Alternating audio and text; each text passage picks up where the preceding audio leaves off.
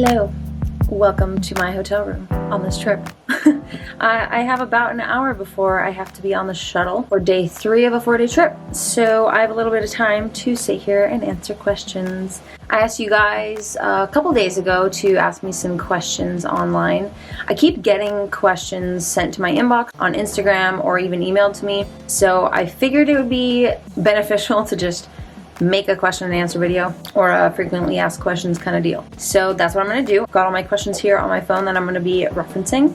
Other than that, I guess nothing else to do but jump right into it. So I'm going to go through kind of the Spitfire ones real quick before I get into the ones that are asking for like advice or tips or whatever. So let's see. Richard wants to know how much I earn. I'm not going to say exactly the number amount, but I can kind of give you an idea of like how we get paid. We have a set amount for each flight hour that we work, but then beyond that we do get paid anytime we're at an airport sitting around, and that's what's called per diem, and that's usually like $1 to $2 amount that you're getting paid for every hour that you're away from your home base, basically. So for a given 4-day trip, you might be working, say, 17 to 25, who knows, actual flight hours, or that's what you're getting paid for, even if you fly a little less. However, they know that you're away from home and you're going to have to either bring food or buy food, so they pay you $1, $2. So for that given 4-day trip, you might be away from home for, say, like 84 hours. So you're going to make 84 times whatever your per diem amount is. So we get paid for that, and then we get paid every time we have to do online training, like the computer-based training modules. So they're paying us for our time. I will say I'm making much more than I was as a flight instructor, and every year, most airlines, as far as I'm concerned, or as much as I know, every year you get another like pay bump for the most part, or at least it keeps going with inflation, also with seniority and with dedication to the company. So yeah, I'm about to hit 2nd year pay, so that'll be a nice little bump. What steps did you take to become a pilot, and what was the process like? And that's from Brooke. The first step I took was think about, ooh, being a pilot would be cool, but then I didn't know how to do that, so I kind of wrote it off. Years later, after meandering around college, the next step I took, I was working at Starbucks at the time, and on a break, I literally just went into the back room, Googled flight schools. So the first one that came up was ATP Flight School. They're really good with their marketing. Yeah, so I Googled, found them, and then the rest is kind of history. Yeah, but I'll make probably another whole video on like my history later. But that was my step. I Googled flight schools and then figured out what was going to work best for me. Did some research, and there you go. The process for that was their program, which was a fast-paced program. However, at the time, they offered a self-paced program where you only had to be available 10 days a month for people who were like going to college or working or who had families or who knows what. So I was in that program because I worked at Starbucks. So I was kind of grandfathered in, even though I quit Starbucks during my training. So for me, it took a little bit longer, but the average person that goes through ATP is like 6 to 9 months. Do you think ATP was the best route to go to the airlines? For me, yeah. Which is the most beautiful place you've landed the plane in? Hello from Sweden. And that's from Matthias. Oh, beautiful place. Actually, Montana. We went up there to, I can't even remember the city now. Start with a B. We landed up in Montana, and it's the only time I had ever flown up there, but it was like, I was looking out the window and was like expecting to see some like goats and a guy with like a shepherd's staff, and they were like rolling green hills and the mountains and like the clouds. I think it was that day the clouds just made it so beautiful, and it was the most green and peaceful looking place. Yeah, Montana. This person says, can you tell us what type of aircraft you fly now and what type you aspire to go in the future? Right now I fly the Embraer 175. It's a regional jet. It's like, I believe it's the biggest regional jet that there is. In the future, I mean, cross that bridge when I get there. Matthew wants to know, does the buzz of flying commercially slowly get old and boring? Again, I've only been here a year, so not yet. We'll see. Hope not. George asks, who do I fly for? Fly for a really cool airline. How much time do you work in a month? Average right now is between 76 hours and like 85, 86 hours. It's generally gonna be like 3 or 4 trips, maybe 5, depending on how long they are. And then I generally will get like anywhere from 2 to 4 days off in between each trip, and that's average. But then sometimes I'll get, 5 or 7 days off between trips. But I have the ability to like manipulate my schedule once I get it, because every month is different. Every month we bid for the properties of trips and the properties of our schedule for the next month. So if we want only 2-day trips, or we want layovers in certain cities, or length of overnight, I don't know, commutable trips, meaning like they start later in the day and then on the last day they finish early, so you can fly places on those days. So we bid for those based on seniority, then we get them or not. Once we get our schedules, then we have the ability to drop them if there's more than enough reserves on that day. So then our schedule or our trip will fall into a reserve. They work it, not us. That doesn't happen that often. Another option is posting a trip so other people can pick it up. And that's like asking someone to cover your shift basically. But then that means they're flying it and you're not. So then you can open up 10 days in a row for you to go do who knows what. So there's a lot of options, but then you're not making as much money. Jackson wants to know, what do you suggest to a person about to start their flight training? That is a personal question. Not for me, but for you, depending on where you're at in life. I've had some people that are, in the military asking. There's some people that are in the middle of college asking, and then I've had some people that are in middle school asking. So I think it really depends on where you're at in your life. Then you should go about it maybe a certain way. For the one person that I remember vividly that asked me, they were in middle school, and I was like, the first and foremost thing right now, focus on school, finish high school. Those years you are not going to get back, and having good grades in high school, graduating with a decent GPA is going to help you for the rest of your life, and it's kind of something that most people take for granted probably now, that you should have at least a high school diploma, but it will make a difference down the line. Also, enjoy your time. It's high school, you're not going to get those years back, so you shouldn't exhaust yourself trying to get good grades in high school and maybe, doing flight training. It's fun, don't get me wrong, but that's a lot of studying, Be a kid. You'll never get that phase of your life back, you know what I mean? However, you can start taking lessons when you're like 16, you can get your student license then, so might as well. But depending on where you're at when it comes to college, if college is something that you want to do, if you're in the middle of it or about to start it, then some options would be either going to a fast-paced flight school like I did, ATP flight school, or any other flight school, I don't know. I have not attended others, so I can't speak for them. But you can attend a flight school, get all your ratings, and then go to college after. Then there's a gap in time. You could fly on your off days, but you could do your flight training, then go to college, then go to the airlines. You could get your flight training, go to the airlines once you get your hours, then do college online. You could go to college, train when you can, finish college, build your hours, then go to the airlines when you can. You can go to the military, which I know nothing about. There's so many options. The research that you're going to be doing, which is probably why you're watching a video like this, that's really the first step. Do your research and figure out what the options are and what would best fit your life. There you go. Nick asks, how often do you fly a new route? We don't fly the same schedules personally every month, so every month is different. Generally, I'm seeing trends with the type of flying I'm doing.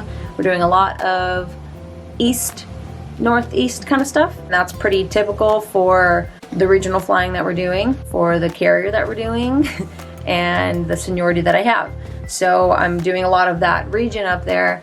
And then like Alex, my boyfriend, he's a little bit more senior. He's about a year more senior than I am. So he's able to fly the more desirable trips, and he's actually able to fly more out the west side of the country. So every month is different, but I'm seeing a lot of repeats.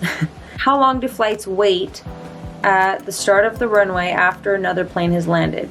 I was on one that took 90 seconds before takeoff.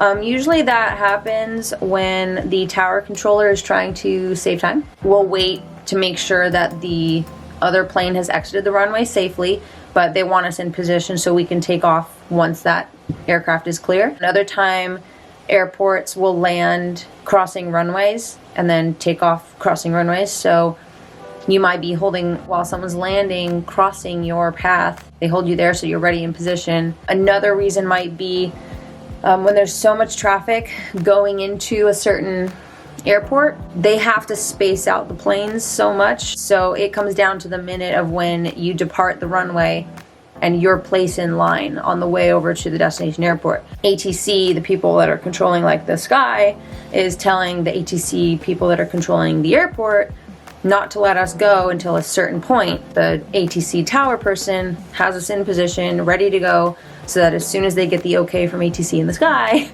we're going. Jeff wants to know, what was your scariest flight as a pilot? He didn't specify, so my scariest flight as a pilot would probably be back when I was a CFI, or flight instructor. Once upon a time, I was flying a Cessna with a student out in Southern California along the coast, and we lost all of our engine oil. So the engine started to seize. I cut off the fuel to the engine so it wouldn't get too hot and cause a fire, and therefore no fuel, no oil, no engine. So we were in a single engine Cessna 172, so we lost our engine.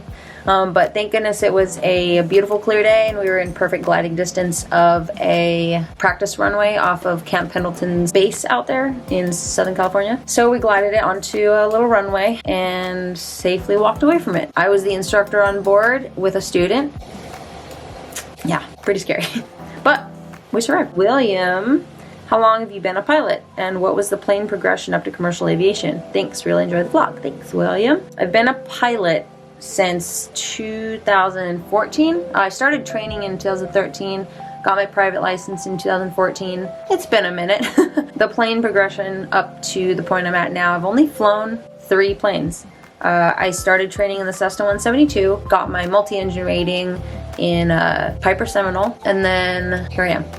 Riggs says, so I have not done my solo yet and I'm at 46 hours. Is that bad, and how many hours did it take to get your solo or private pilot's license? I'm not the best example just because, I mean, I was in a specific program. So they had us solo and get ratings and stuff generally at a certain point in time. In that program, if I remember correctly, people were not soloing until 40 hours. You're eligible to solo a lot earlier. However, this is kind of a personal situation. It's like, if you're not ready to solo at 46 hours, then just keep practicing and then get to solo at 56 hours. Who knows? It's not something that you should beat yourself up for if you're not ready to solo at that point. If you've been training with only one instructor, then maybe you could see if you could fly with somebody else to see a different perspective and see if maybe that instructor's just being extra cautious, because it really is your life on the line and their certificate reputation on the line if something bad happens. I don't think it's something that you should say, is it bad or is it good that you haven't soloed yet. It's just, on the bright side, nobody's endorsed you when you're not ready to go solo, because that would be a bad situation. So I think just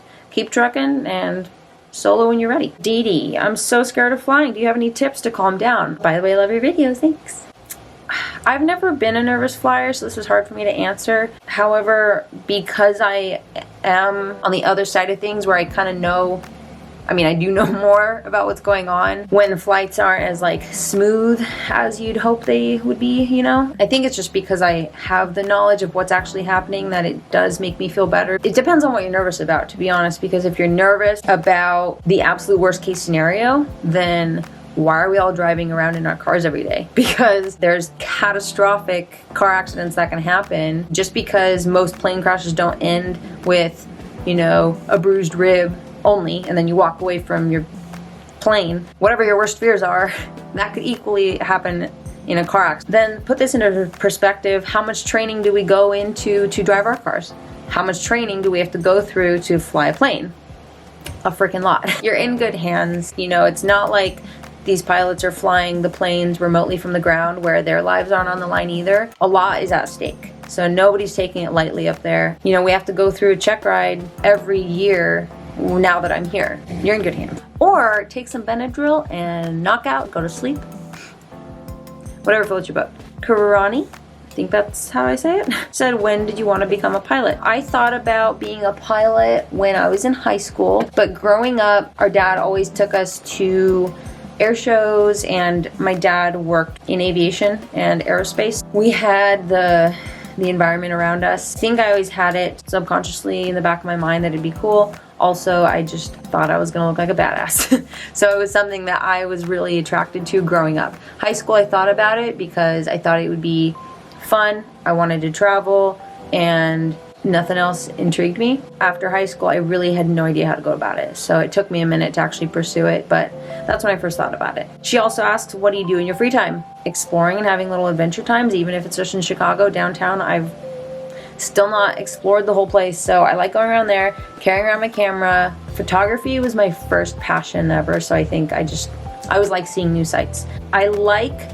normalcy when I'm off my trips. So when I'm home now at our new apartment, I'm going to the gym. Right now it's a pain in the butt because we're using the train to get around and Ubers, so it takes a little bit longer to get to the gym. But the gym is like my favorite place. Alex is the cook, but I like having those nights and just, vegging out, kind of enjoying our time together, enjoying the apartment. I mean, we pay for it, so I want to be there. I'll visit my family. We'll go visit Alex's family, so I like traveling still, even though it's more time on a plane. She wants to know what I did before I became a pilot. After high school, I did go to college for a couple years with some like general education, and then I was working at Starbucks for a couple years. And then it kind of just morphed into going to flight school. She wants to know what my favorite makeup brand is. Can't say I have an actual favorite makeup brand because I've found that I like different brands for different things. Lately, I think the drugstore makeup is kind of making a comeback with their quality. So I've been trying to find those options. But yeah, I've got a mix up of literally everything. I'll just make a video on that one day. She also asks, will you bring your Jeep to Chicago? Probably not. It breaks my heart to say it, but I'm trying to either sell it or return it early on the lease. I could bring it up to Chicago, but I just am not driving nearly enough. So I would rather turn it in or sell it and then use that money that I would be spending on a car for train rides and Ubers, and the bus rides and stuff. Right now, that's what I'm leaning towards. I'm starting to stop planning. I want to take it day at a time and then see kind of how I feel, because I never thought I'd be living in Chicago. So who knows what can happen. I may keep it. I don't know. We'll see. And will I do an apartment tour? Sure, it's still in the process. I mean, we've got everything in there that we actually need. Now it just comes down to decorating. Okay, here's a good last one. As a pilot, okay, I'm gonna butcher this. I'm really sorry. Nityasri? I am so sorry. As a pilot, is your work timetable flexible enough to allocate some family time, maybe to take leave or to cancel some flights during functions or festivals, or do you find it difficult to have quality fam time? So, I don't know if I'm the best example for this because I feel like it was an anomaly, but I got Thanksgiving off without having to manipulate my schedule.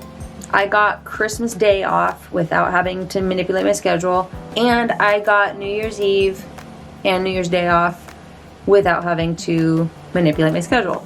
However, I did move things around so that I could make it more comfortable. For Thanksgiving, I had a stand-up that was going to finish the morning of Thanksgiving, so I was going to be able to make it home. But I posted it, somebody wanted to fly it, then I had a few days off before Thanksgiving to go home. Then for Christmas, talked about it in my last video, I think. I posted a trip and even added money on top of it as an incentive, and then had somebody cover that so that I could go home early to make it for Christmas Eve. But yeah, I already had Christmas Day off. Then New Year's, finished a trip on the 30th, had New Year's Eve, New Year's Day, and the next day off. So it is definitely flexible enough to work less to see my family more. I mean, sometimes like I have a trip that I'm trying to post to see if somebody wants to pick up to make enough time for a little vacation at the end of the month. But it's not a very desirable trip. So that's a problem. If you're trying to work your schedule around, if nobody wants to cover it, then what are you gonna do? I will say, it's worked out well so far. So, I have about 15 minutes before I have to go downstairs, so it's time to change. Thank you guys so much for asking all the questions that you did. I have some more to go through, so I will make another segment of this. I look forward to answering any and all the questions that you guys have, so keep sending them my way. Other than that, thanks again, and I will see you guys in my next video. Okay, bye.